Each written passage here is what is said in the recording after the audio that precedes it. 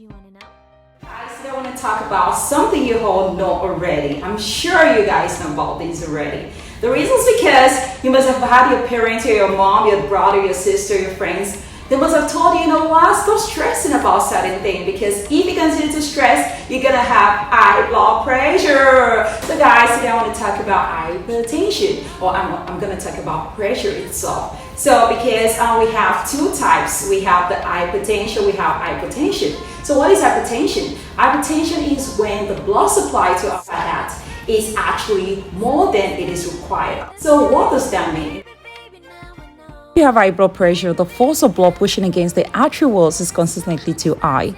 70 milliliters of blood is pumped into the arteries during each heartbeat. That is about 7 liters of blood in 1 minute and 7,600 liters per day. Someone who have high blood pressure, the blood that is pumped into their arteries during each heartbeat is over 70 ml. So let's say about 14 liters of blood. Basically, that means every 60 seconds, the heart or the body is getting times 2 of the blood it requires or that it needs. So that leads to hypertension, guys. So that is what hypertension is in a layman language. So guys, if we have hypertension, okay, does that mean we think about people too much? Does that mean we think about our family, our friends, our kids, or whatever it is, or we think about things too much? Not really. Hypertension is something that runs in our gene, in our body. You know, genetics is very important. Our gene is very, very powerful. There are things that trickle down for many generations. It could be as far as 5th generation, you know, all the way down. It can trickle down to us or even to our grandkids. So hypertension is genetic, okay? And also it goes with our diet. If you are the person that loves to eat a lot of high sodium content or high salt content, then you might actually have hypertension, okay? And also if it is in your family history. Another thing that causes hypertension, guys, is if you're not sleeping the way you're supposed to, if you're stressed, yes, stress also is a contributing factor. So basically, as I said, hypertension is just your heart getting more than the amount of blood it needs, okay? It's hyper. The heart, it actually means those sound when you listen with your stethoscope. That is the heart. It's when it is receiving blood and when it is pumping out blood, okay? It pumps oxygenated blood and it takes out deoxygenated blood. Deoxygenated blood is just blood that doesn't have enough oxygen. Okay, the blue blood, it means blood means cyanosis. Cyanosis means the blood that doesn't have oxygen. So you pump them out, you know, then it takes the ones that are good, okay, the red one, okay, call them red blood cells, okay. So those red blood cells, you know, and the blood, they start to circulate it all over our body. But when you get to the heart, when it's getting more than it's supposed to get, then it actually should up your pressure, okay. When you listen with the stethoscope and you pump, you know, you pump it, and you actually, when you listen, the systolic is the highest point of the pressure, the highest it can have, the maximum. Then you have over 120. When you have over 120, and the diastolic is actually is more than 80. So the Normal blood pressure for an adult is 120 over 80 milliliters if you have of over mercury. 120/80, then that means that you have hypertension. So wait, if I have hypertension, or my parent, my family members have hypertension, how can they treat this? They need to watch their diet. Try to advise them to eat low content of salt, food that have less salt, okay? Yes, I know people might say salt is very important in our diet. Yes, you can add salt, but don't make the salt too much.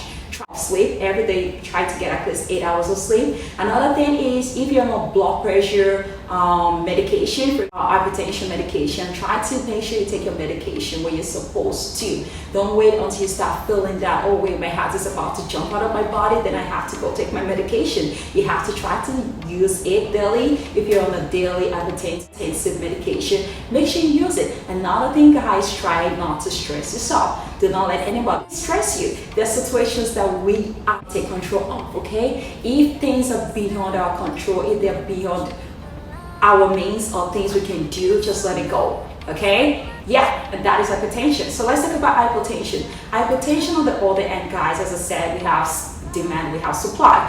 The Demand is the force of the blood pushing against the artery wall should be consistently normal.